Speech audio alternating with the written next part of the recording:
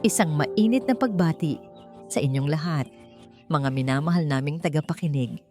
Muli, ako po ang inyong lingkod, ang inyong kasama sa bawat hibla ng emosyon, handang maghatid ng isang kwentong hahaplos at marahil ay susugat sa inyong mga puso. Sabi nila, may mga sugat na kahit kailan ay hindi na naghihilom. Paano kung ang mismong taong nag-iwan ng pinakamalalim na sugat ang siya ring may hawak ng tanging lunas? Ating tuklasin ang isang pag-ibig na sinubok ng panahon, pinaghiwalay ng kasinungalingan, at muling pagtatagpuin ng isang mapaglarong tadhana. Halina't pakinggan natin ang kwento ni Dalisay at Amihan sa unang kabanata na pinamagatang, Ang Pagbabalik ng Anino. Amoy ng bagong saing na kanin at nagigitsang bawang ang unang bubungad sa sinumang papasok sa kaintahan. Isang maliit ngunit malinis na karinderya sa gilid ng kalsada ng Baryo Maharlika. Para kay Dalisay, ito ang kanyang kaharian. Ang bawat sulok nito ay testimonya ng 5 taon ng kanyang pagsisikap, pagtitiis, at higit sa lahat, pagiging isang ina. Inay, look, I draw a big star. Napangiti si Dalisay habang pinupunasan ang huling mesa. Lumapit siya sa kanyang 5 taong gulang na anak na si Sinag, na seryosong-seryoso sa kanyang pagguhit sa isang piraso ng papel. Isang malaking bituin na may maningning na kulay dilaw. Wow! Ang ganda naman ng star mo, anak. Para kanino ba yan? Malambing niyang tanong. Hinaplos ang buhok ng bata. Itinuro ni Sinag ang papel. For Papa, sabi mo, he is in the brightest star, so I draw him one. Isang saglit na paninikip ng dibdib ang naramdaman ni Dalisay. Isang kirot na sanay na siyang dalhin sa loob ng 5 taon. Ngumiti pa rin siya. Isang nanangiting hindi kailanman umaabot sa kanyang mga mata. Oo, anak. Siguradong matutuwa si Papa kapag nakita niya yan. Sa labas, ang dating ambon ay biglang naging isang malakas na buhos ng ulan. Humahampas ang hangin sa yero nilang bubong. Oras na para magsara. Habang inaayos niya ang mga upuan, biglang tumunog ang maliit na kampanilya sa kanilang pinto. Isang huling customer. Sa isip niya, pasensya na po. Sarado na po ka. Natigil sa ere ang mga salita ni Dalisay. Nakatayo sa may pintuan ng isang lalaki. Basang-basa sa ulan, payat ang pangangatawan, at balot ng gusot na damit. Ngunit hindi ang kaawa-awa nitong anyo ang nagpatigil sa paghinga ni Dalisay. Ito ay ang mukha. Isang mukhang pilit niyang kinalimutan. Isang mukhang sa panaginip na lang niya nakikita. Mas may edad na ngayon, may mga guhit ng pagod at hirap, ngunit hindi siya maaaring magkamali.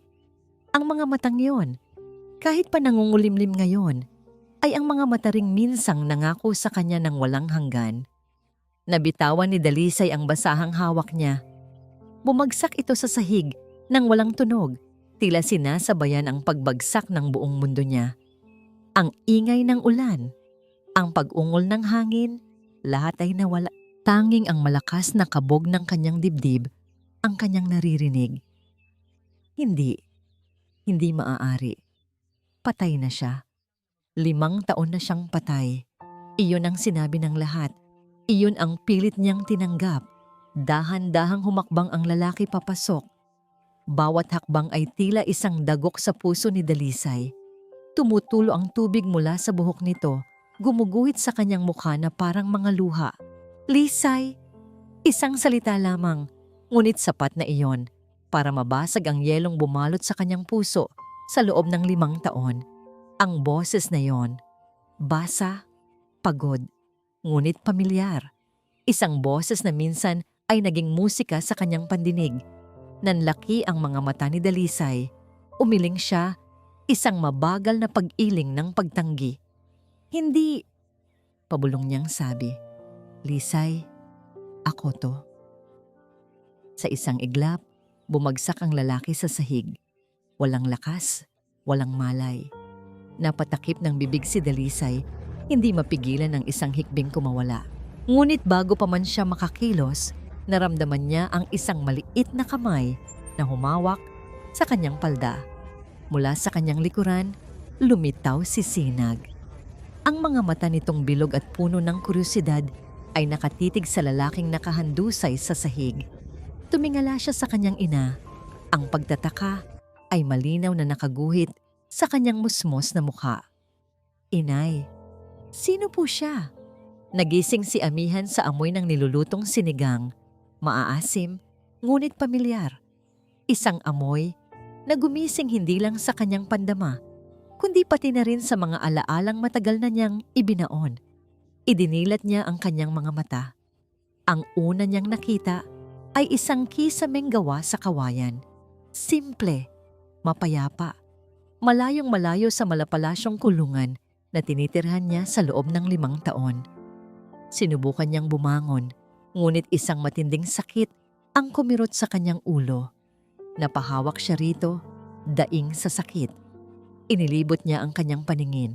Nasa isang maliit siyang silid, isang papag na hinihigaan, isang maliit na aparador, at isang bintanang nakabukas kung saan tanawang lunti ang mga dahon ng saging na hinahaplos ng ambon. Saan ako? At doon, sa ibabaw ng aparador, nakita niya ito, mga larawan. Mga larawan ng isang batang lalaki, isang sanggol na nakangiti, isang paslit na natututong maglakad, isang batang lalaki sa kanyang unang araw sa eskwela. Sa bawat larawan, kasama nito ang isang babaeng may pinakamatamis na ngiti sa buong mundo, si Dalisay. At ang bata? Kinabahan si Amihan. Pinilit niyang tumayo, nanginginig ang mga tuhod at lumapit sa mga litrato. Pinagmasdan niya ang mukha ng bata, ang hugis ng mga mata, ang kurba ng ilong, ang paraan ng pagngiti nito. Lahat ay refleksyon ng sarili niyang mukha noong siya ay bata pa. Anak ko. Napaluhod siya. Hindi dahil sa panghihina ng katawan, kundi dahil sa bigat ng katotohanang biglang bumagsak sa kanya. Isang anak. Mayroon siyang isang anak kay Dalisay. Isang anak na hindi niya nakitang isinilang, hindi niya nakargang sanggol, hindi niya narinig ang unang pagtawag ng papa. Sunod-sunod na pumatak ang kanyang mga luha. Luha ng pagsisisi, ng panghihinayang, at ng isang kakaibang saya na sumasaksak sa kanyang dibdib. Gising ka na pala. Isang malamig na boses ang pumutol sa kanyang pag-iisip. Nilingon niya ang pintuan. Nakatayo roon si Dalisay, may daladalang isang bandehadong may pagkain at tubig. Ang mukha nito ay walang emosyon, kasing lamig ng hanging nagmumula sa bintana. Itinayo niya ang isang maliit na mesa at inilapag ang pagkain. Hindi siya tumitingin kay Amihan. Kumain ka, sabi niya, tila isang utos. Pagkatapos, umalis ka na. Parang tinusok ng libo-libong karayom ang puso ni Amihan. Lisay, magpaliwanag ako. Humarap sa kanya si Dalisay at sa unang pagkakataon, nakita niya ang apoy sa mga mata nito. Isang apoy na pinaghalong galit at sakit. Magpaliwanag? Anong ipapaliwanag mo, Amihan? Ang 5 taon na parang bulakang naglaho? Ang 5 taon na inakala naming lahat na patay ka na? Ang 5 taon na mag-isa kong pinalaki ang anak mo? Hindi kita iniwan. Sigaw ni Amihan, pilit na tumayo. Hindi ko kayo iniwan. Huwag mo akong sigawan sa sarili kong pamamahay. Ganti ni Dalisay, nanginginig ang boses. Huminga ng malalim si Amihan. Pilit kinokontrol ang sarili. Patawad. Patawad, Lisay. Pakinggan mo muna ako, parang awa mo na. Tinalikuran siya ni Dalisay, ngunit hindi ito umalis. Isang senyales na nakikinig ito. Na aksidente ang bangkang sinasakyan ko. Panimula niya. Napapadpad ako sa isang islang hindi ko alam. Isla de la Sombra. Doon ako natagpuan ng isang babae, si Malaya. Sa pagbanggit ng ibang pangalan ng babae, bahagyang nanigas ang likod ni Dalisay. Tinulungan niya ako. Ginamot. Ngunit hindi ko alam, isa pala iyong patibong. ang pamilya niya. Makapangyarihan sila sa islang yon. Hindi nila ako pinayagang umalis. Ikinulong nila ako, Lisay.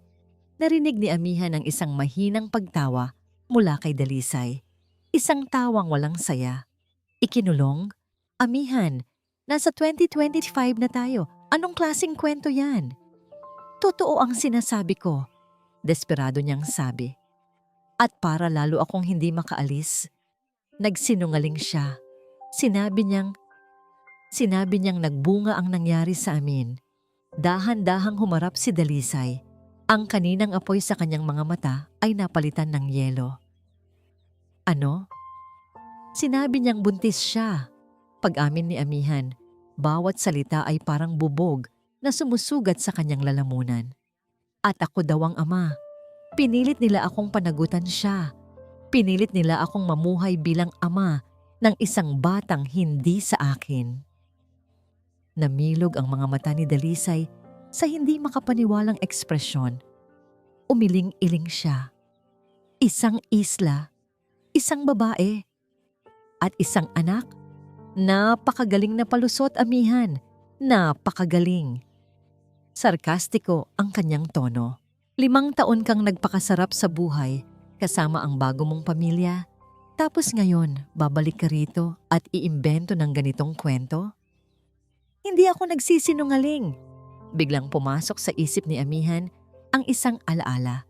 Isang gabi sa malaking bahay sa isla. Umiiyak si Malaya habang hawak ang tiyan nito.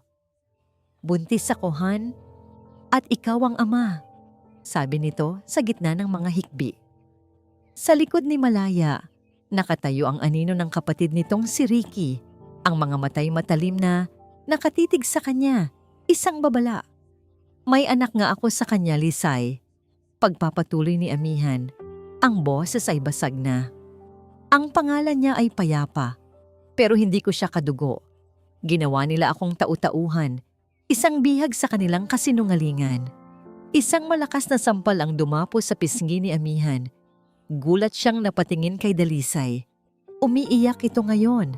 Ang mga luhang kanina pa pinipigilan ay malaya ng dumadaloy. Kasinungalingan? Ikaw ang sinungaling. Huwag mo nang babanggitin sa harap ko ang pangalan ng babae mo at ng anak mo. Lumabas ka na sa buhay namin.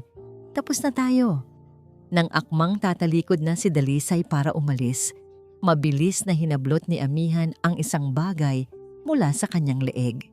Isang luma at itim na kwintas na gawa sa kahoy, may nakaukit na letrang D. Teka, ipinakita niya ito kay Dalisay. Ang kwintas na siya mismo ang gumawa para dito noong anibersaryo nila. Ang nag-iisang bagay na hindi kinuha sa kanya, ang nag-iisang bagay na itinago niya sa loob ng 5 taon.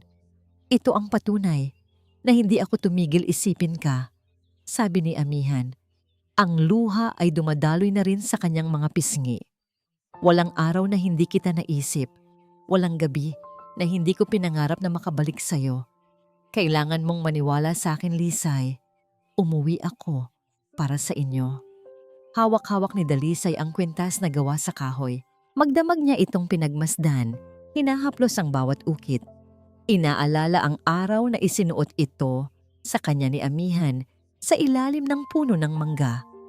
Isang pangako ng pagmamahal na sa loob ng 5 taon ay naging simbolo ng kataksilan. Ngayon, heto na naman ito, isang piraso ng kahapong pilit bumabalik. Ang kwento ni Amihan ay mahirap paniwalaan. Parang eksena sa isang pelikula.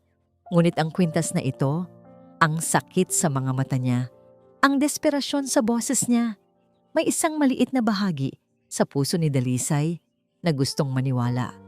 Isang napakaliit na bahagi na kinatatakutan niyang pakinggan.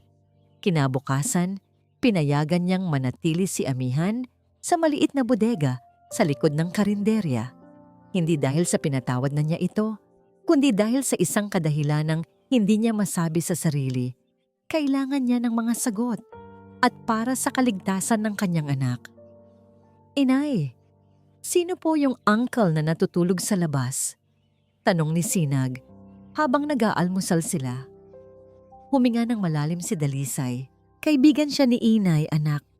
Matagal na naming hindi nagkikita. Paglabas ni Dalisay para magsampay, naabutan niya si Amihan na gising na. Nakaupo ito sa isang lumang silya, nakatingin kay Sinag na naglalaro ng holen sa di kalayuan. Ang tingin ni Amihan sa bata ay puno ng pagkamangha, panghihinayang, at isang pagmamahal na hindi maitatago. Sinag, mahinang tawag ni Amihan. Lumingon ang bata, bahagyang nagtatago sa likod ng hita ng kanyang ina. Ngumiti si Amihan, isang pilit na ngiti. Ang laki mo na.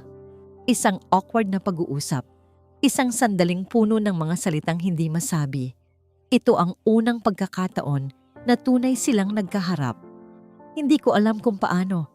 Bulong ni Amihan kay Dalisay habang ang mga matay nakatuon pa rin sa bata. Hindi ko alam kung paano sisimulan ang 5 taong nawala sa akin. Naramdaman ni Dalisay ang kirot sa mga salitang iyon. Upang ibahin ang usapan, nagtanong siya, "Sino si Ricky?" "Yung kapatid ni Malaya." Nag-iba ang timpla ng mukha ni Amihan. Nawala ang lungkot, napalitan ng takot at galit. Siya ang demonyo sa ilang yon, Lisay. Siya ang may kontrol sa lahat. Ang negosyo ng pamilya nila. Hindi malinis. Siya ang nagplano ng lahat. Ginamit niya ang kapatid niya. Ginamit niya ang bata. Para lang itali ako. Para hindi ako makatakas. Para hindi ko maisiwalat ang mga ginagawa nila. Habang nagkukwento si Amihan, unti-unting naramdaman ni Dalisay ang takot na gumagapang sa kanyang sistema. Hindi na ito simpleng kwento ng isang naunsyaming pag-ibig. May panganib. Isang tunay at nakakatakot na panganib. Ang pagbabalik ni Amihan ay mabilis na naging usap-usapan sa maliit na baryo Maharlika. Ang lalaking inakalang patay na ay biglang nabuhay. Ang kwento ay nakarating sa iisang taong kinatatakutan ni Dalisay na makaharap. Hapon na, puno ang kaintahan ng mga customer. Habang abala si Dalisay sa pag-aasikaso, isang babaeng may edad, nakasuot ng eleganteng bestida, ang pumasok. Lahat ng ingay ay tila humina. Ang mga mata ng lahat ay napako sa bagong dating. Si Aling Liwayway Rosales, ang ina ni Amihan. Dire-diretso itong lumapit sa counter. Ang mga matay matalim na nakatitig kay Dalisay. "Nasaan ang anak ko?" Malamig nitong tanong. "Magandang hapon po, Aling Liwayway," bati ni Dalisay. Pilit na pinapakalma ang sarili. "Huwag mo akong batiin ng magandang hapon." Tumaas ang boses ng matanda, dahilan para magtinginan ang lahat ng kumakain. 5 taon na nanahimik ang buhay namin. 5 taon naming tinanggap na wala na siya. Tapos ngayon, babalik siya. "Sa'yo pa rin? Ano bang meron ka ha, Dalisay? Ano bang ipinakain mo sa anak ko? At hindi ka niya makalimutan?" "Wala po akong kasalanan." "Walang kasalanan?" Putol ni Liwayway, ang boses ay puno ng pangungutya. "Kung hindi ka nabuntis, hindi sana magkakagulo ang buhay niya. Maayos na sana ang kinabukasan niya. At narinig ko, may bago na siyang pamilya doon sa kung saan man siya galing. Bakit mo pa siya ginugulo? Sinisira mo na naman ang buhay niya." Pakiramdam ni Dalisay ay sinasampal siya sa harap ng maraming tao. Ang kahihiyan at sakit ay gumuhit sa kanyang mukha. "Hindi niyo po alam ang buong kwento. Hindi ko na kailangang malaman," sigaw ni Liwayway. "Ang alam ko lang, simula nang makilala ka niya, puro problema na lang ang dala mo. Layuan mo ang anak ko." Pagkasabi niyon, padabog na umalis si Liwayway Rosales. Iniwan si Dalisay na nanginginig sa gitna ng kanyang karinderya, sa ilalim ng mapanuring tingin ng kanyang mga customer. Gabi. Matapos niyang patulugin si Sinag, umupo si Dalisay sa labas ng kanyang tindahan, yakap-yakap ang sarili. Ang mga salita ni Liwayway ay umuulit-ulit sa kanyang isipan. Siya nga ba ang may kasalanan? Biglang nag-ring ang kanyang telepono. Isang unknown number. Nag-alinlangan siya, ngunit sinagot din ito. "Hello?" Katahimikan sa kabilang linya. Tanging ang tunog ng hangin ang maririnig. "Hello? Sino to?" At isang boses ng lalaki ang nagsalita. Malamig, walang emosyon, at puno ng awtoridad. Kung ako sa'yo, papalabasin mo na ang hindi sa'yo. Nanindig ang balahibo ni Dalisay. Bago pa may masaktan, click! Ibinaba ang telepono. Napatingin si Dalisay sa madilim na kalsada. Alam niya, kahit hindi ito nagpakilala, alam niya kung sino ang tumawag. Ang demonyong binanggit ni Amihan, si Ricky Del Fierro. Nakita ni Amihan ang takot sa mga mata ni Dalisay pagkatapos ng tawag na yon. Ang dating galit at pagdududa ay napalitan ng isang uri ng pangamba na alam niyang siya ang may dala. Hindi na ito tungkol sa kanilang nasirang nakaraan. Tungkol na ito sa panganib na dala ng kanyang pagbabalik. At sa sandaling iyon, nanumpa siya sa kanyang sarili. Poprotektahan niya sila kahit anong mangyari. Kinabukasan, bago pa man magising si Dalisay, hawak na ni Amihan ang martilyo at inaayos ang sirang bisagra ng kanilang screen door. Isinunod niya ang gumigiwang na paa ng isa sa mga mesa sa karinderya. Gumawa siya ng isang maliit na saranggola mula sa mga lumang dyaryo at patpat ng kawayan. Hindi siya nagsasalita. Ginagawa niya lang. Mga gawaing simple, ngunit para sa kanya, ito ang tanging paraan para maipakita ang pagsisisi at pagmamahal na hindi kayang bigkasin ng kanyang mga labi. Nakita ni Dalisay ang lahat ng iyon mula sa bintana ng kusina habang naghahanda ng almusal. Tahimik niyang pinapanood ang bawat galaw ni Amihan. Ang bawat pukpok ng martilyo ay tila isang katok sa pader na itinayo niya sa paligid ng kanyang puso. Nang hapon na yon, inilabas ni Amihan ang saranggola. Sinag, tawag niya sa batang nag-iisa sa paglalaro. Gusto mo bang magpalipad? Nag-atubili si Sinag. Sumulyap ito sa kanyang ina na nagmamasid mula sa pintuan ng karinderya. Tumango si Dalisay, isang halos hindi mahahalata ngunit sapat na senyas. Lumapit ang bata kay Amihan. Sa malawak na damuhan, sa tabi ng dalampasigan, tinuruan ni Amihan si Sinag kung paano patangayin sa hangin ang saranggola. Hawakan mong mabuti ang PC, tapos kapag umihip ang hangin, tumakbo ka ng mabilis ha? Sabi ni Amihan. Ang boses ay malumanay, puno ng pasensya. Sa unang pagsubok, bumagsak ang saranggola. Sa pangalawa, sumabit ito sa isang maliit na halaman. Ngunit hindi sumuko si Amihan. Sa bawat pagbagsak, nandoon siya para ayusin ito, para palakasin ang loob ng bata. Ulit, sabi niya ng may ngiti. Huwag kang bibitaw. At sa pangatlong pagkakataon, lumipad ito. Mataas, matayog, sumasayaw sa ihip ng Amihan.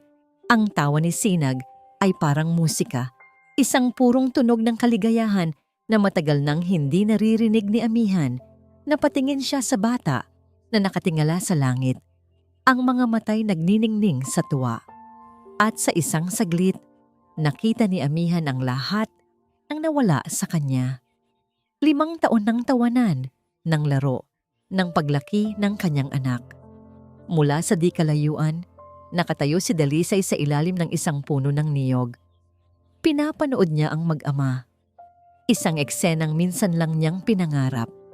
Isang eksenang isinuko na niya.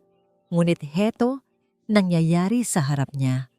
At ang pader sa kanyang puso ay unti-unti nang nagkakaroon ng mga bitak.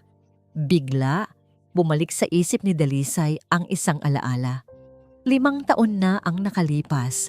Sa dalampasigan ding ito, magkayakap sila ni Amihan habang pinapanood ang paglubog ng araw. Kapag nagkaanak tayo, sabi ni Amihan noon, dito natin siya dadalhin araw-araw.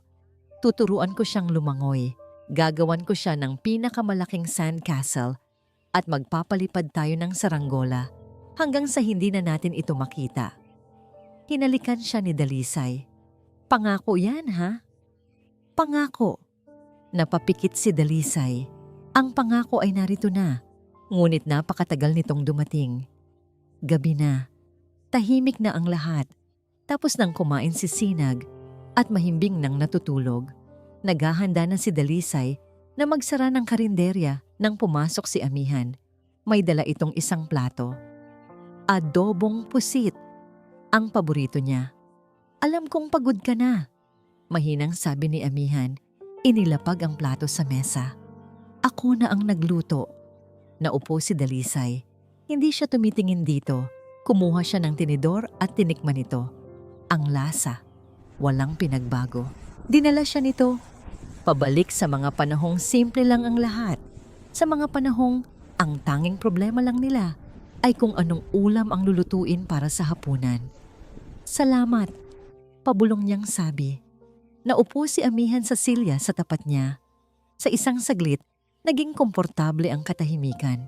Isang katahimikang may pag-unawa.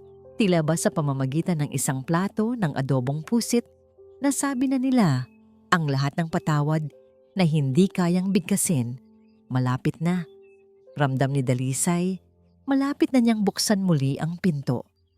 Malapit na niyang bigyan ng isa pang pagkakataon ang lalaking minsan nang naging mundo niya. Ngunit ang pagkakataon ay isang marupok na bagay. Kinailangan ni Amihan na lumabas saglit para tumawag. Isang kaibigan mula sa Maynila, isang abogadong pinagkakatiwalaan niya. Kailangan niya ng payo kung ano ang gagawin sa banta ng mga Del Fierro. Habang kausap ito, hindi niya namalayang nakalabas pala si Dalisay para magtapon ng basura sa di kalayuan. Narinig ni Dalisay ang boses ni Amihan mula sa kabilang bahagi ng bakod. Hindi niya sinasadyang makinig, ngunit isang pangungusap ang pumukaw sa kanyang atensyon. Isang pangungusap na nagpatigil sa kanyang paghinga. Oo, pare. Alam ko. Pero kailangan kong gumawa ng paraan.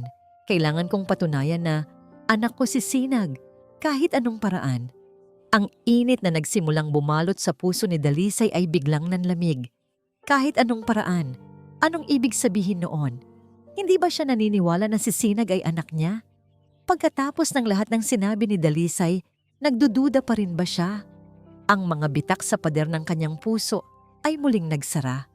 At ang pader na yon, ngayon, ay mas mataas at mas matibay pa kaysa dati. Kinabukasan, ang init ng pag-asa na naramdaman ni Dalisay ay ganap nang naglaho. Pinalitan ito ng isang malamig at matigas na pader ng pag-iingat. Bawat ngiti ni Amihan, bawat pagsubok nitong mapalapit, ay sinalubong niya ng isang tinging walang kabuhay-buhay. Ramdam ni Amihan ang pagbabago, ngunit hindi niya maintindihan kung saan siya muling nagkamali. Abala ang kaintahan ng tanghaling iyon. Ang mga mesa ay puno ng mga trabahador at mangingisda na kumakain ng pananghalian. Si Dalisay ay nasa likod ng counter, habang si Amihan naman ay tumutulong sa paghuhugas ng mga plato sa likod. Isang kasundo ang ginawa nila para may maitulong man lang ito. Biglang tumahimik ang buong karinderya. Ang masayang kwentuhan ay napalitan ng mga bulungan.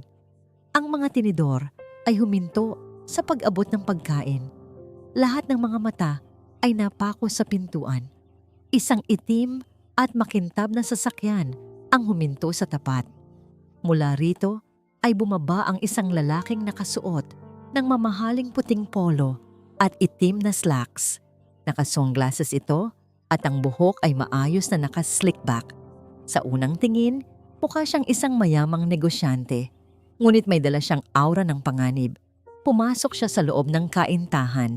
Dahan-dahan niyang inalis ang kanyang sunglasses at ang kanyang mga mata ay agad na hinanap si Dalisay. Ngumiti siya. Isang ngangiting hindi umabot sa kanyang mga mata. Siya si Ricardo Ricky Del Fierro. Ang buong paligid ay tila nanigis. Naramdaman ni Dalisay ang pagbilis ng tibok ng kanyang puso. Ito ang lalaki sa telepono. Ito ang demonyo sa mga kwento ni Amihan. Naglakad si Ricky papunta sa counter na para bang pag-aari niya ang lugar.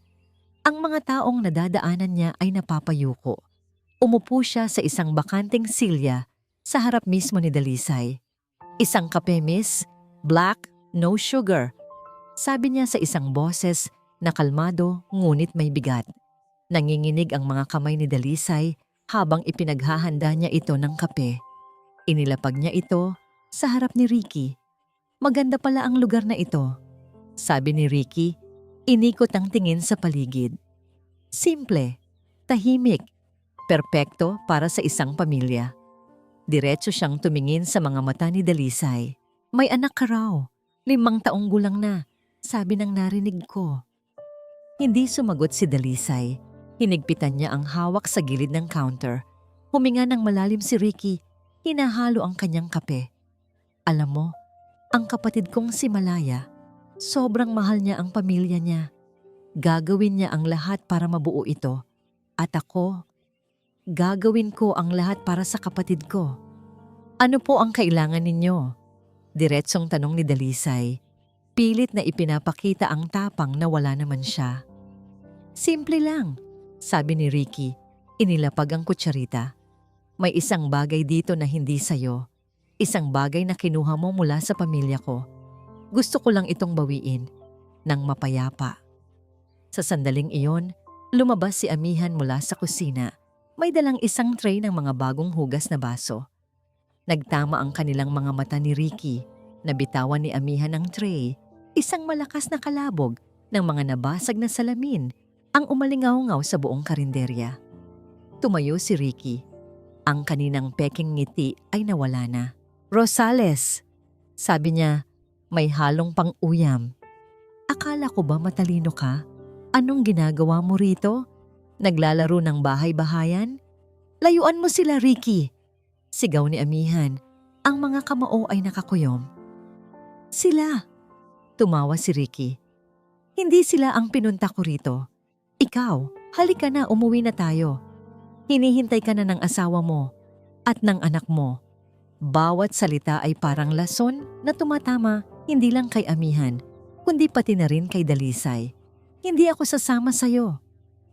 Talaga ba? Hamon ni Ricky. Lumapit siya kay Amihan at bumulong. Isang bulong na sapat lang para marinig nilang dalawa ni Dalisay. Isipin mong mabuti, Amihan. Ang ganda ng anak mo. Mukhang malusog. Sayang naman kung madidisgrasya. Nanlaki ang mga mata ni Amihan sa banta. Napatingin siya kay Dalisay na nakatayo sa likod ng counter. Namumutla at takot na takot. Ngumiti si Ricky. Alam na nakuha na niya ang gusto niya. Inayos niya ang kanyang polo, kumuha ng pera mula sa kanyang wallet at inilapag sa mesa. Salamat sa kape. Naglakad siya palabas. Ngunit bago siya tuluyang lumabas ng pinto, huminto siya at muling lumingon. Ang kanyang tingin ay hindi para kay Amihan, kundi para kay Dalisay. Nga pala, sabi niya nang may ngiti, kamukha ng pamangkin kong si Payapa ang anak mo. Baka magkapatid nga sila. At tuluyan na siyang umalis. Iniwan ang 3 bagay sa loob ng kaintahan. Katahimikan, basag na salamin, at isang laso ng pagdududa na mas matalim pa kaysa sa alinmang kutsilyo. Ang mga salita ni Ricky Del Fiero ay parang kamandag na kumalat sa buong baryo Maharlika. Baka magkapatid nga sila. Ang bulong-bulungan ay mas mabilis pang kumalat kaysa sa apoy sa tuyong damo. Sino nga ba ang nagsasabi ng totoo? Ang babaeng 5 taong nag-alaga sa anak? O ang lalaking biglang bumalik na may dalang sarili nitong pamilya? Para kay Dalisay, ang mga salitang iyon, ang huling patak na nagpaapaw sa baso ng kanyang pagdududa. Kahit anong pilit niyang iwaksi, ang imahe ni Sinag at ng isang batang hindi pa niya nakikita na nagkakahawig ay paulit-ulit na sumasagi sa kanyang isipan. Para kay Amihan, ang mga salitang iyon ay isang deklarasyon ng giyera. Hindi na lang siya ang inaatake ni Ricky, kundi pati ang pagkatao ni Dalisay at ang pinagmulan ng kanyang anak. Ramdam niya ang paglayo ng loob ni Dalisay. Ramdam niya ang mga tingin ng mga taong dati kaibigan niya. Ramdam niyang nauubusan na siya ng oras. Ang mga paliwanag niya ay walang saysay. Ang mga gawa niya ay hindi sapat. Kailangan niya ng isang bagay na hindi matututulan. Isang bagay na hindi kayang baluktutin ng mga salita. Kailangan niya ng katotohanan. Isang katotohanang siyentipiko. Isang gabi, Hindi na makatulog si Amihan. Ang mga banta ni Ricky, ang malamig na pakikitungo ni Dalisay, ang mga tanong sa mata ng mga tao, lahat ay parang mga pader na unti-unting gumuguho papunta sa kanya. Tumayo siya mula sa kanyang higaan sa bodega. Dahan-dahan, walang ingay. Lumabas siya at naglakad papunta sa bahay. Sumilip siya sa bintana ng silid kung saan natutulog si Dalisay at si Sinag. Mahimbing ang tulog ng mag-ina, magkayakap. Si Sinag ay nakasiksik sa dibdib ni Dalisay, isang larawan ng kapayapaan at inosente. Para sa inyo to, sabi ni Amihan sa kanyang isip. Para matapos na ang lahat ng ito. Para matahimik na tayo. Pumasok siya sa loob ng bahay. Ang bawat hakbang niya ay maingat. Ang bawat paghinga niya ay pinipigilan. Pumunta siya sa maliit na tukador sa gilid ng silid. Nakita niya ang suklay na ginagamit ni Dalisay para kay Sinag tuwing umaga.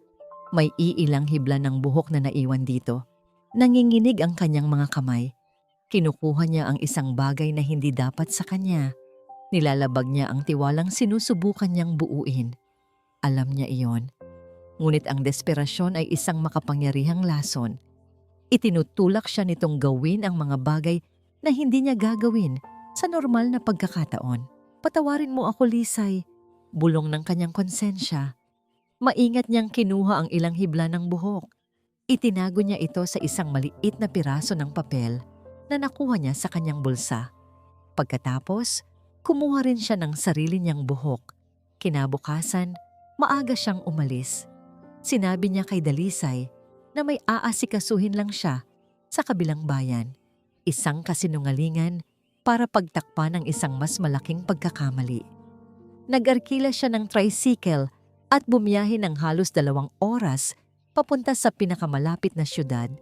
Doon, sa isang hindi kilalang gusali, natagpuan niya ang isang maliit na klinika, isang DNA testing center. Para saan po ang test, sir? Tanong ng babae sa desk. Paternity test. Sagot ni Amihan. Ang boses ay halos hindi marinig. Ibinigay niya ang mga sample. Nagbayad siya. Pinuno niya ang mga form gamit ang pekeng pangalan para hindi matunton. Habang isinusulat niya ang mga detalye, nararamdaman niya ang bigat ng kanyang ginagawa. Ito na ang huling baraha. Kapag lumabas ang resulta, wala nang duda. Mapipilitan si Dalisay na maniwala. Mapipilitan ng buong baryo na tanggapin ang katotohanan. Mabubuo na niya muli ang kanyang pamilya. Iyon ang nasa isip niya.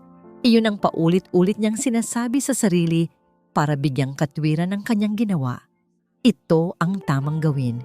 Ito ang tanging paraan. Nang gabing iyon, bumalik siya sa Maharlika. Pagod, ngunit may dalang kakaibang pag-asa. Sa loob ng ilang araw, darating ang katotohanan. Si Dalisay ay naglalaban ng mga damit. Kinuha niya ang suot na jacket ni Amihan ng nakaraang araw. Bago niya ito ilagay sa palanggana, kinapa niya ang mga bulsa, isang ugali na ng mga naglalaba. Karamihan ay walang laman. Ngunit sa isang maliit na bulsa sa dibdib, may nakapa siyang isang nakatuping papel. Binuksan niya ito, isang resibo, mula sa Veritas Genetic Testing Center.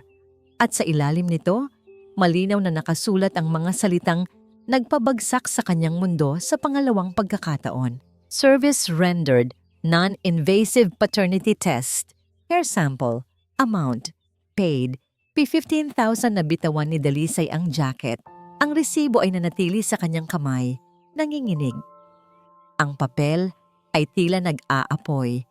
Sinusunog ang bawat hibla ng pag-asang nagsimula nang tumubo sa kanyang puso. Hindi siya nagduda sa resulta. Hindi niya kailangan ng papel para patunayan kung sino ang ama ng kanyang anak. Pero si Amihan, kailangan niya. Hindi pala siya nito pinaniwalaan kahit kailan. Nakaharap si Dalisay sa salamin, ang mga matay gulat na gulat. Sa kanyang nanginginig na kamay, hawak niya ang resibo mula sa DNA Testing Center. Ang bawat letra sa papel ay tila sumusugat sa kanyang kaluluwa. Non-invasive paternity test para kay Sinag. Ginawa ni Amihan ng patago. Ang galit ay dahan-dahang kumalat sa kanyang sistema. Mas mabilis pa sa lason. Ngunit kasama ng galit ay ang matinding sakit. Mas masakit pa kaysa sa 5 taon ng pag-iisa. Mas masakit pa kaysa sa akala niyang paglisan niya. Dahil ngayon, alam niyang ang pagdududa ni Amihan ay kasing lalim pa rin ng dagat na naghiwalay sa kanila. Hindi siya nito pinaniwalaan. Hindi nito pinaniwalaan ang kanyang katapatan. Hindi nito pinaniwalaan ang kanilang pagmamahalan. Nang pumasok si Amihan sa loob ng bahay, basang-basa ng ulan, may dalang payong. Napatingin siya kay Dalisay. Ngumiti siya. Isang pilit na ngiti. Tila nagtatago ng isang malaking sikreto. "Lisay, anong nangyari?" Tanong niya. Nakita ang ekspresyon nito. Walang salita. Inihagis ni Dalisay ang resibo sa mukha ni Amihan. Tumalsik ito sa dibdib niya at nahulog sa sahig. Pinulot ni Amihan at nang mabasa niya ang nakasulat, nanlaki ang kanyang mga mata. Napatingin siya kay Dalisay, ang kanyang mukha ay namutla. "Lisay, magpapaliwanag ako." "Magpapaliwanag?" Sumigaw si Dalisay. Ang boses ay basag na. "Anong ipapaliwanag mo, Amihan? Na hindi ka naniniwala sa akin? Na pinagdududahan mo ang pagkatao ko? Ang pagiging ina ko? Akala ko ba mahal mo ako? Akala ko ba babalik ka para sa amin? Pero sa likod ng lahat ng yon, nagdududa ka pa rin kung anak mo ba si Sinag?" Lumapit si Amihan. Pilit na hahawakan ang kamay ni Dalisay. "Hindi ganoon, Lisay. Gusto ko lang kasing tapusin na ang lahat ng pagdududa. Gusto kong patunayan sa buong mundo na anak ko si Sinag para hindi na tayo guluhin ni Ricky." "At anong gagawin mo kapag lumabas ang resulta, Amihan?" Patuloy si Dalisay. Lumuluhana. "Ipaparada mo sa buong baryo, Maharlika? O tingnan nyo, ito ang resulta. Akin nga ang anak ni Dalisay. Ganun ba?" "Lisay, hindi mo naiintindihan. Ako ang hindi nakakaintindi." Nagliliyab ang galit sa mga mata ni Dalisay. "Ako ang hindi nakakaintindi na matapos ang 5 taon, ang lalaking pinakamamahal ko ay mas pinili pang paniwalaan ang isang piraso ng papel kaysa sa puso ko. Sa totoo, sa amin ni Sinag." Ang bawat salita ni Dalisay ay tumatagos sa puso ni Amihan. Wala siyang masagot. Alam niyang mali ang kanyang ginawa. Alam niyang lumampas siya sa linya. "Hindi mo lang ako pinagdudahan, Amihan," sabi ni Dalisay. Ang boses ay naging mahina, ngunit puno ng kirot. "Tinapak-tapakan mo ang lahat ng pinanindigan ko, ang lahat ng hirap ko, ang pagkatao ko, ang pagmamahal ko sa'yo na kahit anong pilit kong ibaon, bumabalik pa rin." Lumapit si Dalisay, diretso siyang tiningnan sa mga mata. Ang mga luhay umaagos na sa kanyang pisngi. Ang bawat titig niya ay parang libu-libong paninisi. "Umalis ka, Amihan." Hindi makapaniwala si Amihan. "Lisay, wag ganito. Parang awa mo na." "Umalis ka!" sigaw ni Dalisay. Tinuturo ang pintuan. "Umalis ka na at wag nang bumalik. Ayoko na. Sawang-sawa na ako sa kasinungalingan. Sawang-sawa na ako sa sakit. Sa'yo." Napahawak si Amihan sa kanyang dibdib na tila sinasaksak. Ang kanyang mga mata ay nanubig. "Lisay! Wala ka nang babalikan dito, Amihan," sigaw ni Dalisay, bago tuluyang humarap at tumakbo papasok sa silid kung saan natutulog si Sinag. Ang tunog ng pag-iyak ni Dalisay ay umalingaw-ngaw sa buong bahay.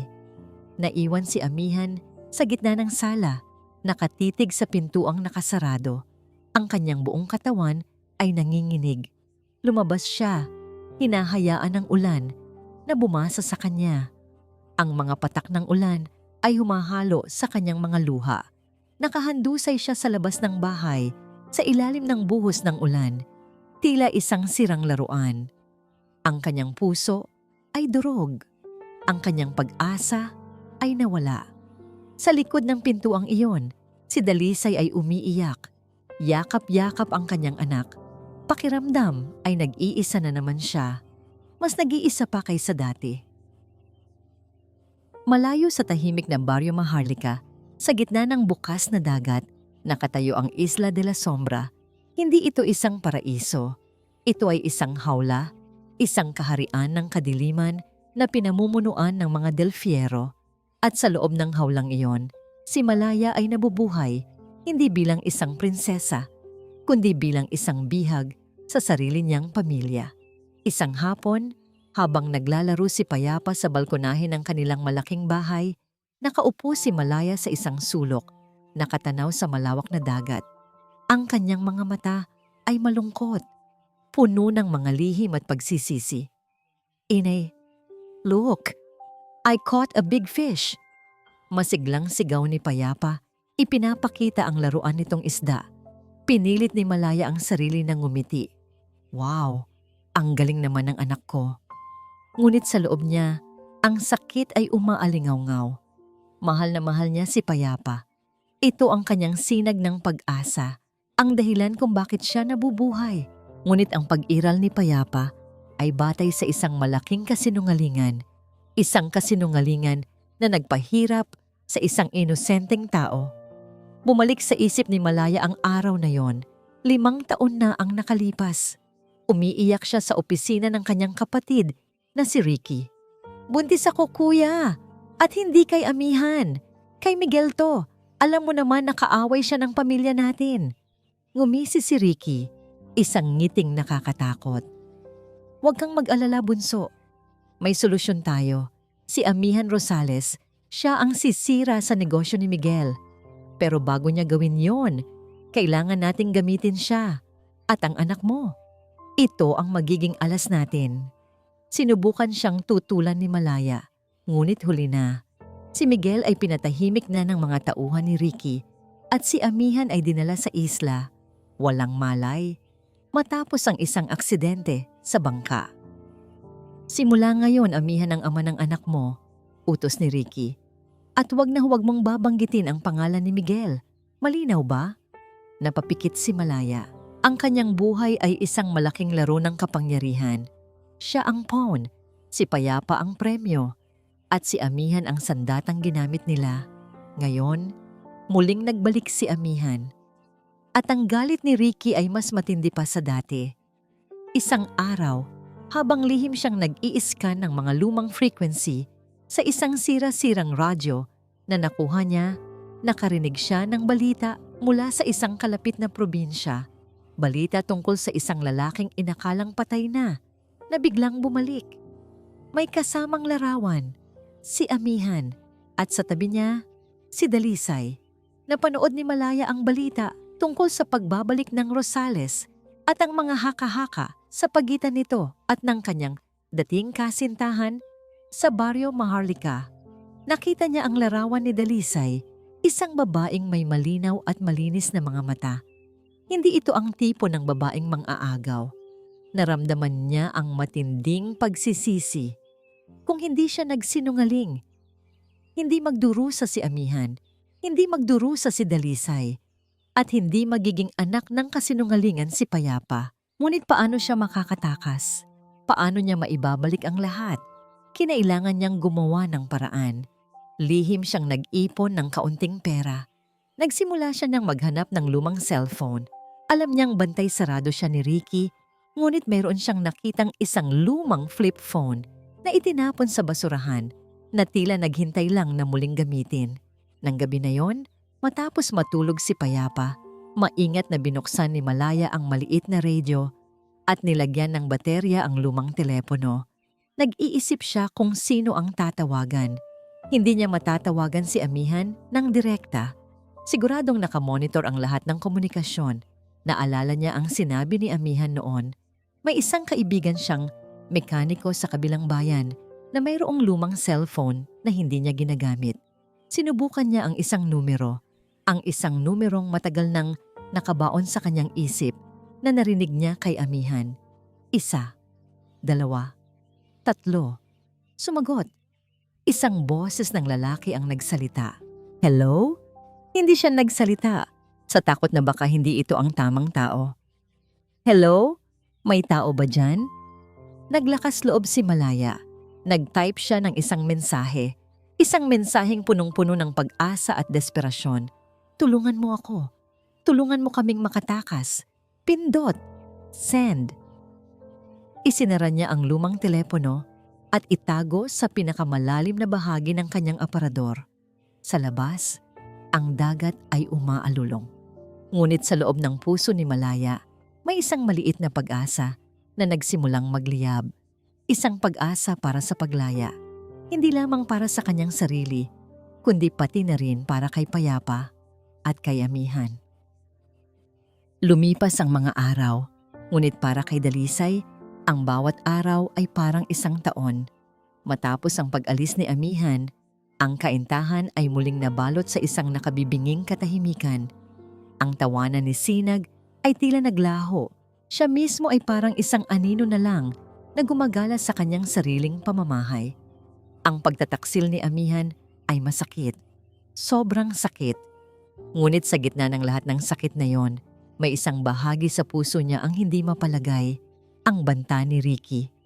Ang mga salita ng ina ni Amihan at ang kwento mismo ni Amihan na kahit gaano kaimposible ay may isang kakaibang kirot ng katotohanan. Isang hapon, habang naglilinis ng mga lumang gamit sa bodega, nakita ni Dalisay ang isang lumang dyaryo. Isang balita tungkol sa isang malaking issue sa Isla de la Sombra, 5 taon na ang nakalipas, isang pamilyang Del Fierro na kinasasangkutan ng mga iligal na transaksyon sa lupa. Nagsimula siyang mag-research sa tulong ng lumang computer sa internet cafe ng kanyang kaibigan. Sinimulan niyang i-type ang Del Fierro Isla de la Sombra sa search bar. Daan-daang resulta ang lumabas. Mga artikulo tungkol sa kanilang kapangyarihan, ang kanilang koneksyon sa politika, at ang mga haka-haka tungkol sa mga taong nawawala sa isla. Inay, okay ka lang? Tanong ni Sinag. Lumapit sa kanya. Hawak ang isang libro. Pinilit ni Dalisay ang ngumiti. Oo, anak. Nagbabasa lang si Inay. Pero hindi siya nagbabasa. Naghahanap siya. Naghahanap ng katotohanan. Narinig niya ang mga bulong-bulungan mula sa mga mangingisda sa Barrio Maharlika. Mga kwento tungkol sa mga bangkang nawawala malapit sa Isla de la Sombra. Mga kwento tungkol sa mga taong hindi na nakakabalik. Hindi na ito simpleng chismis. Ito ay mga kumpirmasyon sa mga sinabi ni Amihan. Paano kung totoo nga? Ang tanong ay paulit-ulit na umuulit sa kanyang isipan. Paano kung inosente nga si Amihan? Isang gabi, habang umiinom siya ng kape sa labas ng kaintahan, napansin niya ang isang lalaki na nakaupo sa bench sa tapat. Nakayuko, payat, at balot na balot sa isang lumang jacket kahit hindi naman ganoon kalamig ang gabi. Si Amihan, magulo ang buhok nito, hindi inaahit. Ang mga mata nito ay mugto, halatang hindi natutulog. Mukha itong pulubi, isang sirang lalaki. Nasaktan si Dalisay sa nakita niya. Sa lahat ng galit at sakit na naramdaman niya, hindi niya kayang kalimutan ang pagmamahal na minsang namagitan sa kanila. Ang pagmamahal na nakita niya sa mga mata ni Amihan nang tingnan nito si Sinag. Hindi siya lumapit. Hinayaan lang niya itong manatili doon. Sa dilim, sa ilalim ng ilaw ng poste. Kinabukasan, isang gabi na may malakas na bagyo. Habang nanginginig si Dalisay sa kanyang bahay, dahil sa lakas ng hangin at ulan, may kumatok sa kanyang pintuan, isang matandang mangingisda. Naku Dalisay, buti na lang narito ka. May naiwan kasi ako para sa'yo sa harap lang ng tindahan nyo. Nag-aalangan si Dalisay, ngunit dahil sa bagyo, sumunod siya. Sa harap ng kaintahan, may isang nakabalot na karton. Walang pangalan, walang label. Maingat niya itong binuksan. Sa loob, may isang USB drive. Sino ang nag-iwan nito? Tanong ni Dalisay sa mangingisda. Hindi ko alam, Ineng. May nagbayad lang para ihatid ko yan sa'yo. Mag-iingat ka. Sabi ng matanda bago nagmamadaling umalis dahil sa lakas ng ulan. Dinala ni Dalisay ang USB sa loob. Ang kanyang puso ay kumakabog. May pakiramdam siyang ito ay konektado sa lahat ng kanyang mga tanong. Isinaksak niya ito sa kanyang lumang laptop. Isang video file. In-open niya ito. Ang video ay malabo, ngunit malinaw na makikita ang isang eksena. Si Amihan, balot ng saksak at pasa, pinipilit na umupo ng dalawang malalaking lalaki. Sa likod niya, umiiyak si Malaya, nakatayo sa tabi ng isang lalaking may masamang muka. Si Ricky Del Fiero. Maririnig ang boses ni Ricky, malinaw, puno ng pagbabanta. Papanagutan mo si Malaya. Kung hindi, ang buhay mo ang kapalit at ang buhay ng babae mo sa labas. Nag-freeze ang video. Nanlaki ang mga mata ni Dalisay. Hindi siya makahinga. Ang lahat ng pagdududa, ang lahat ng galit, ang lahat ng sakit ay biglang naglaho. Pinalitan ito ng isang matinding takot at isang mas matinding realization. Totoo ang lahat. Totoo ang kwento ni Amihan. Hindi siya nagtataksil. Siya ay biktima. Nanginginig ang mga kamay ni Dalisay habang pinapanood muli ang video. Ang bawat frame ay isang patunay ng pagdurusa ni Amihan. Ang bawat sigaw ni Malaya ay isang panawagan ng tulong. Hindi na siya nag-alinlangan. Hindi na siya nagdududa. Alam na niya ang katotohanan at alam na niya kung ano ang dapat niyang gawin. Tumayo siya at tumakbo papunta sa bodega. Kumatok siya sa pintuan. Amihan? Walang sagot. Kumatok siya muli, mas malakas. Amihan, buksan mo to. Sa wakas bumukas ang pintuan. Nakatayo si Amihan. Ang muka ay puno ng pagod at pagkabahala. Lisay! Hindi nagsalita si Dalisay. Iniabot niya ang laptop kay Amihan. Pinanood ni Amihan ang video. Ang kanyang mga mata ay nanlaki sa gulat. Pagkatapos, ang galit ay sumilay sa kanyang mukha. Ricky? Bulong niya. Ang boses ay puno ng puot. Kailangan nating gawin ang isang bagay. Sabi ni Dalisay. Ang boses ay matatag. Kailangan nating iligtas si Malaya at Payapa. Tumingin si Amihan kay Dalisay. Nakita niya ang determinasyon sa mga mata nito. Nakita niya ang pagtitiwala. Paano? Tanong niya. May alam akong isang tao. Sagot ni Dalisay. Isang kaibigan ng lolo ko. Isang dating mangingisda na may malaking bangka. Maaaring makatulong siya sa atin. Hindi na nila inaksaya ang oras. Nagplano sila.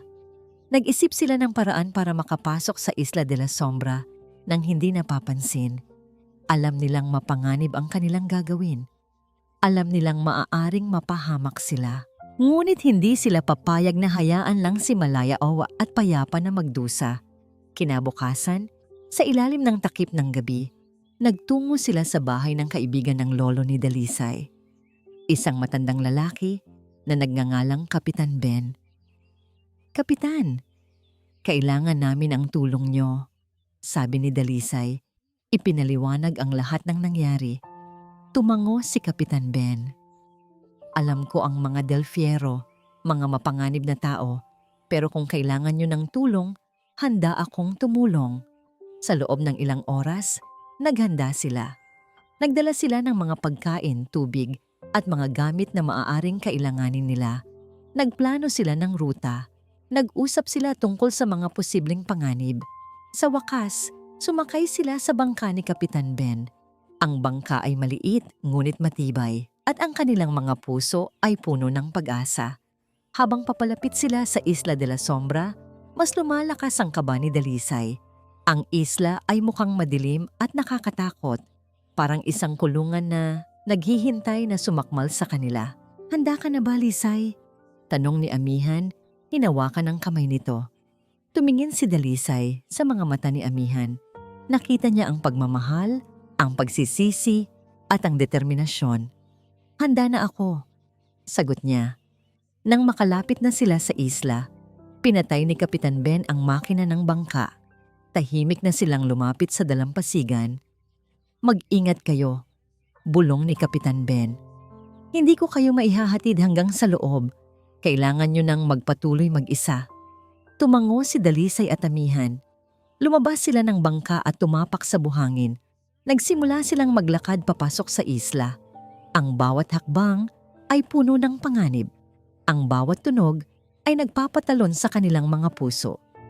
Sa di kalayuan, nakita nila ang malaking bahay ng mga Del Fierro. Ang bahay ay mukhang isang palasyo, ngunit para kay Dalisay at Amihan, ito ay isang kulungan.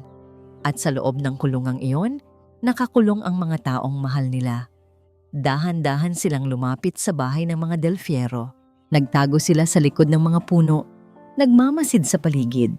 Maraming gwardiya ang nagbabantay sa paligid ng bahay, armado at alerto. "Paano tayo papasok?" bulong ni Dalisay. "May alam akong daan," sagot ni Amihan. Isang lumang lagusan na ginagamit ng mga mangingisda noon para magtago sa mga bagyo. Kung makita natin yon, makakapasok tayo sa loob nang hindi napapansin. Sinundan ni Dalisay si Amihan. Naglakad sila sa paligid ng bahay, naghahanap ng lagusan. Sa wakas, natagpuan nila ito. Isang maliit na butas sa pader na tatakpan ng mga baging.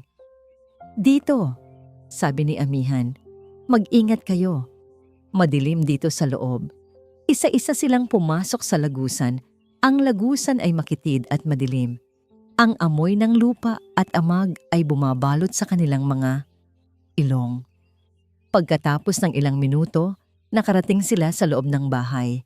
Nakatago sila sa isang lumang bodega malapit sa kusina.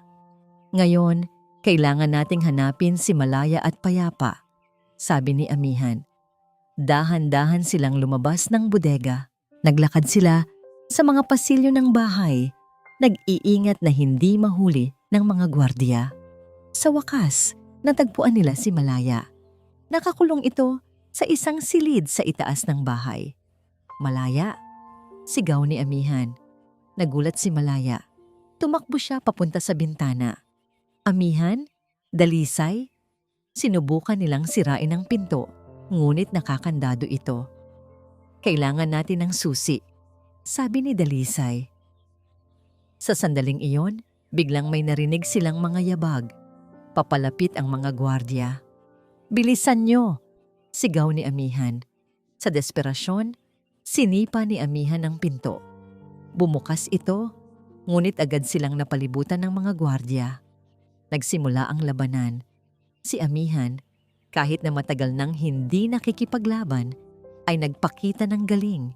Sinuntok at sinipa niya ang mga gwardiya habang pinoprotektahan si Dalisay at Malaya. Ngunit marami ang mga gwardiya at sila ay armado. Sa gitna ng kaguluhan, lumabas si Ricky Del Fierro. Nakatayo siya sa itaas ng hagdan, nakangisi. "Amihan Rosales," sabi niya. "Akala ko ba tapos na ang laro mo? Bumalik ka pa rin." "Ricky, pakawalan mo si Malaya at Payapa," sigaw ni Amihan. "Hindi ako papayag," sagot ni Ricky. "Sila ang susi sa kapangyarihan ko at hindi ko sila hahayaang mawala sa akin." Itinutok ni Ricky ang kanyang baril kay Amihan. "Tapusin na natin to." Bago pa man makaputok si Ricky, biglang sumulpot si Malaya. Tumakbo siya papunta kay Ricky at hinawakan ang kanyang braso. "Ricky, huwag!" sigaw niya. "Malaya, lumayo ka." "Hindi," sabi ni Malaya. "Tama na to, hindi ko na kaya." At sa isang iglap, nagsimula siyang magsalita. Isinalaysay niya ang lahat ng kasinungalingan, ang lahat ng panloloko, ang lahat ng krimen na ginawa ng pamilya Del Fierro. Isinalaysay niya ang katotohanan tungkol sa pagkamatay ng ama ni Payapa. Isinalaysay niya ang lahat. Nagulat si Ricky. Hindi niya inaasahan na gagawin ito ng kanyang kapatid. "Malaya, ano ba ang ginagawa mo?" sigaw niya. "Pinapalaya ko ang sarili ko," sagot ni Malaya. "At pinapalaya ko kayo." Sa gitna ng kaguluhan, itinulak ni Malaya si Amihan at Payapa papunta sa isang maliit na bangka na nakatago sa likod ng bahay. "Umalis na kayo!" sigaw niya. "Tumakas na kayo!" Bago pa man makatugon si Amihan, binaril ni Ricky si Malaya. Bumagsak si Malaya sa sahig, duguan. "Malaya!" sigaw ni Amihan. Ngunit huli na. Wala na si Malaya. Sa huling hininga, ngumiti si Malaya kay Amihan. "Mabuhay ka. Bulong niya, mabuhay kayong lahat. Ang bangka ay lumalayag palayo sa Isla de la Sombra, dala-dala si Amihan, Payapa at Dalisay.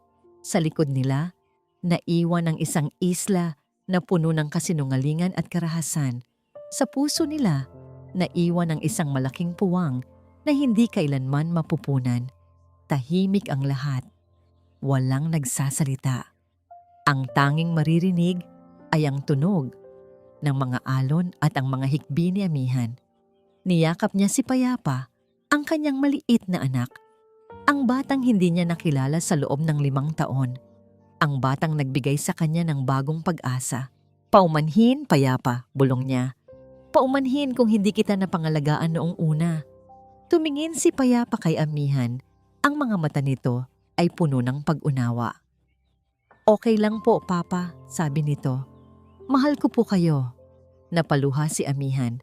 Ang mga salitang yon ay nagbigay sa kanya ng lakas. Sa tabi niya, nakaupo si Dalisay. Tahimik lang siyang nakatingin sa dagat. Hindi niya alam kung ano ang sasabihin. Hindi niya alam kung paano haharapin ang lahat ng nangyari. Ngunit alam niya na hindi siya nag-iisa. Dahan-dahan, inabot ni Amihan ang kamay ni Dalisay. Nag-atubili si Dalisay ngunit sa huli, hinawakan niya rin ang kamay ni Amihan. Isang maliit na ngiti ang sumilay sa labi ni Amihan. Salamat, sabi niya. Hindi sumagot si Dalisay, ngunit sa kanyang mga mata, nakita ni Amihan ang pagpapatawad. Pagbalik nila sa Barrio Maharlika, sinalubong sila ng mga tao. Maraming nag-aalala, maraming nagdadalamhati, ngunit marami rin ang nagpapasalamat. Ang pamilya Del Fierro ay nahuli at kinasuhan. Ang kanilang mga krimen ay ibinunyag sa buong mundo. Sa mga sumunod na buwan, nagsimula silang maghilom. Si Amihan at Dalisay ay nagkasundo na magsama. Hindi ito madali. Maraming pagsubok ang dumating, ngunit sa bawat pagsubok, mas lalo silang nagiging matatag.